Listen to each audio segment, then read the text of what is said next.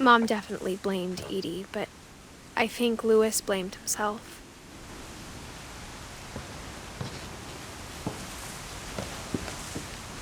After he graduated, he just spent more and more time in his room, until Mom got him a job at the cannery.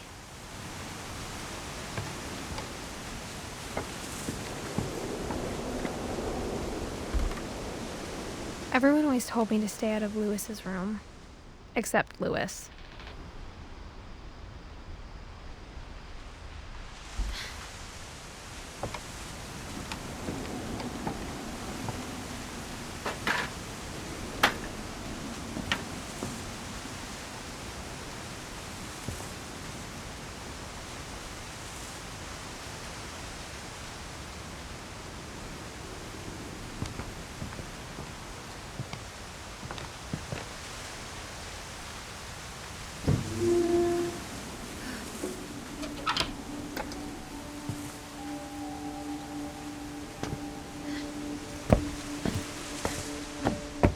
Louis's room smelled very, very familiar.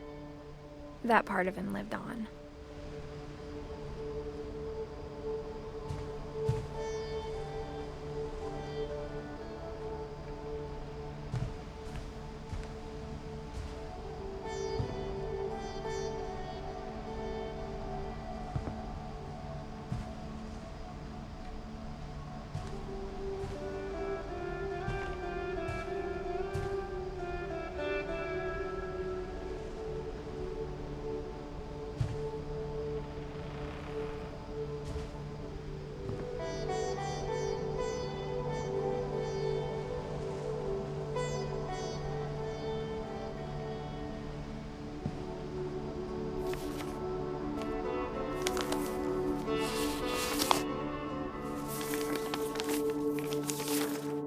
Dear Mrs. Finch, as Louis's psychiatrist, I can understand your desire for an explanation.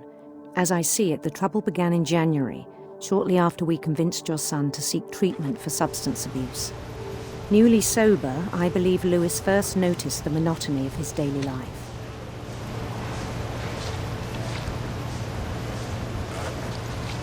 He kept working at the cannery. But he withdrew part of himself. In our sessions, I saw the same behavior. His mind began to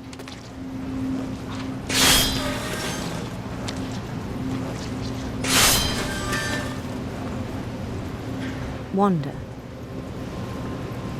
I asked him to describe it. He said he started small.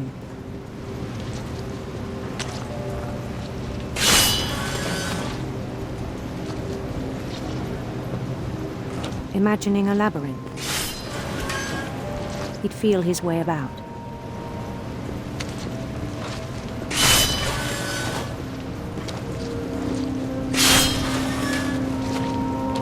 Then something moved.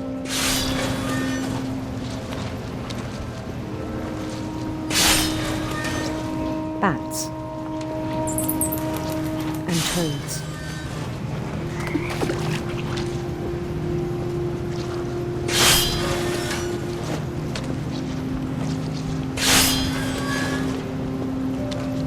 And things that have not names. He knew it was all in his head.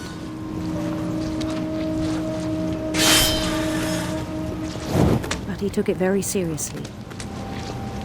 I had hoped he'd find himself.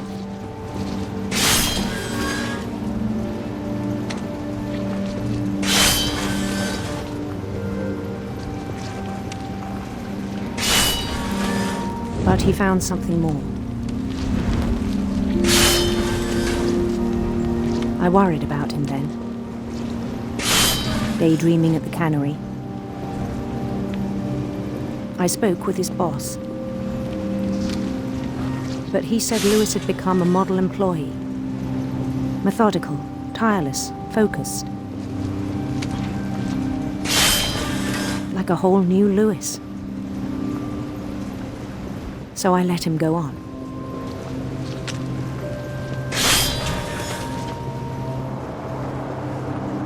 I even encouraged him. It seemed very promising at first. He told me he'd made a new friend.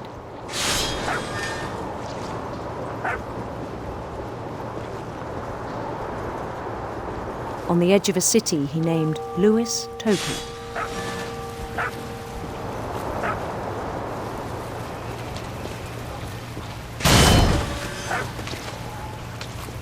He built the city up slowly, brick by brick.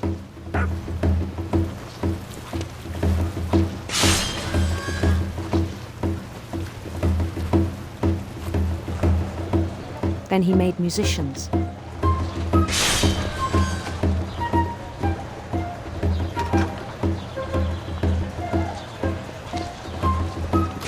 And songs for them to play. He talked about starting a band. And he was always humming something. Every day his imagination grew stronger.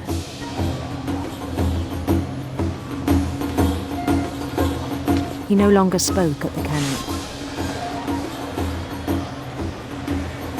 But his chopping was as reliable as ever. Then one day it struck him that all the cheering crowds, even the stones under his feet, were all in his imagination, so he could do whatever he wished.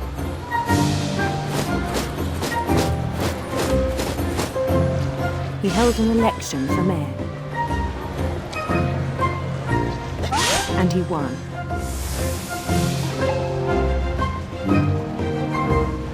They begged him to stay, but his mind was already wandering. It became a game for him.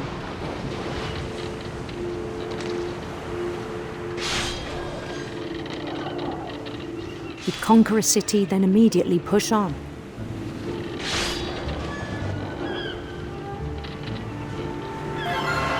New Louisville.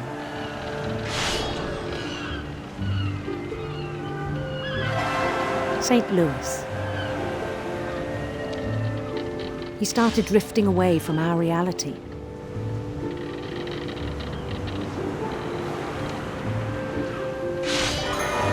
Minneapolis. Until one day he forgot to go home from the cannery. Even as his mother pleaded with him, part of Louis kept sailing on.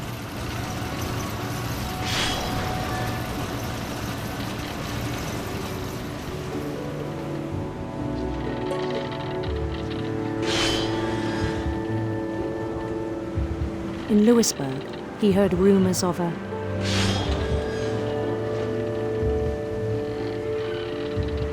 handsome queen.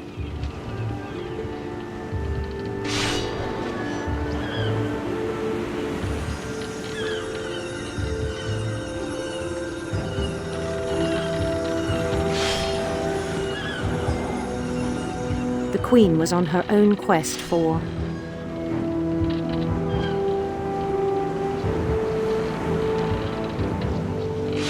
sinister serpents.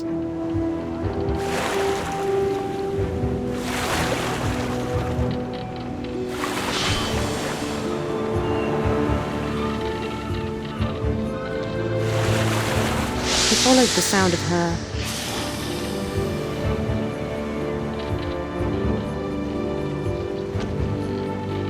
silver harp.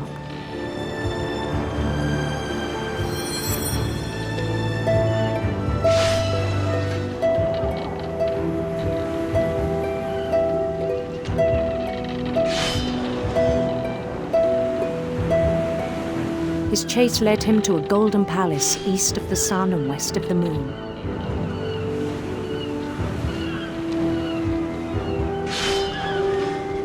Even then, his logic remained sound.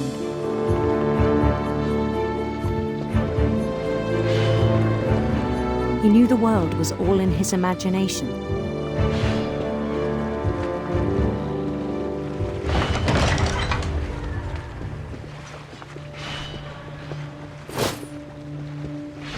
But he was so proud of having created it. In his own eyes, he'd become something greater than a king.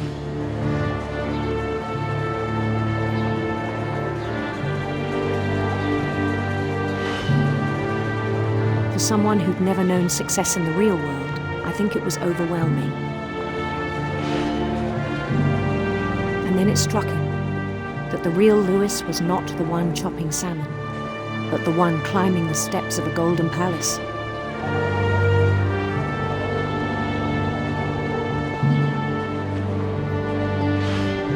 My imagination is as real as my body, he told me.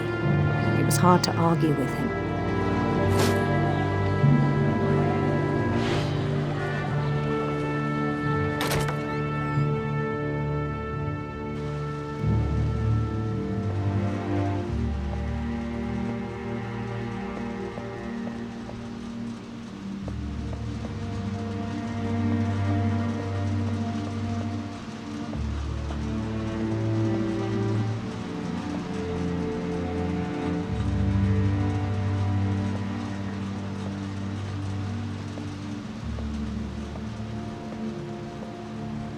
Began to forget the world we know.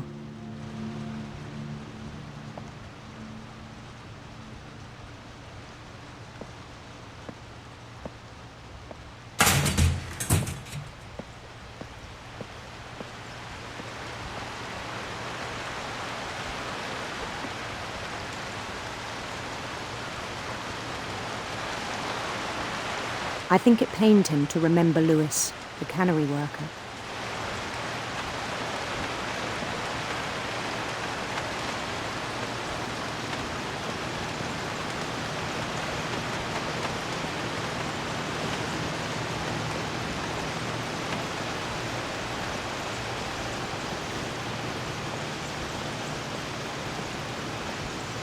He began to despise the man with a royal contempt.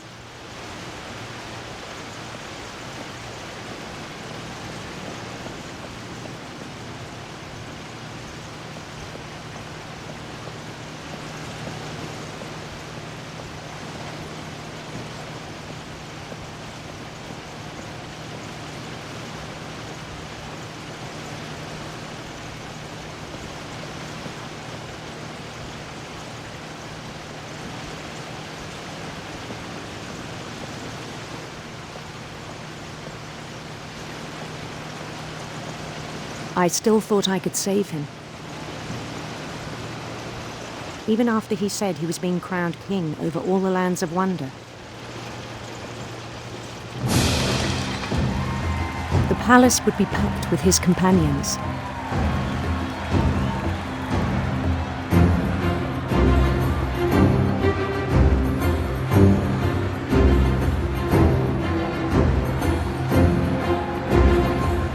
Including the wise Calico who'd insisted on inviting him.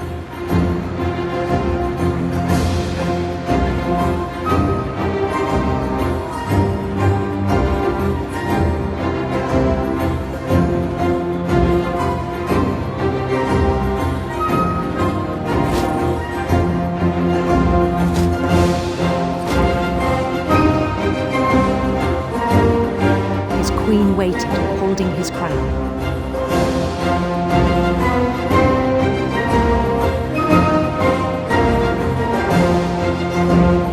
There was only one thing left to do.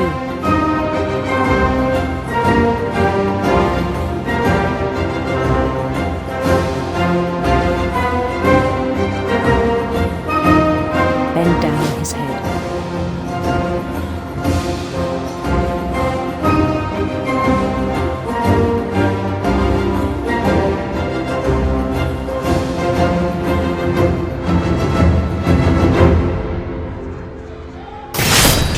The rest I think you know.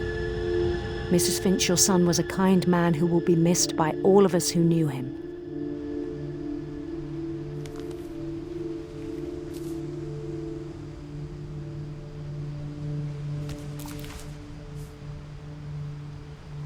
My brother was really cool.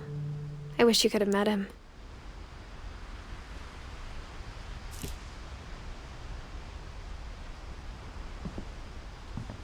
Lewis and I spent a lot of time playing games together, but he was surprisingly bad at them. He died a lot. He was so proud of being Indian. I think for him, it was a way to be something other than just a Finch.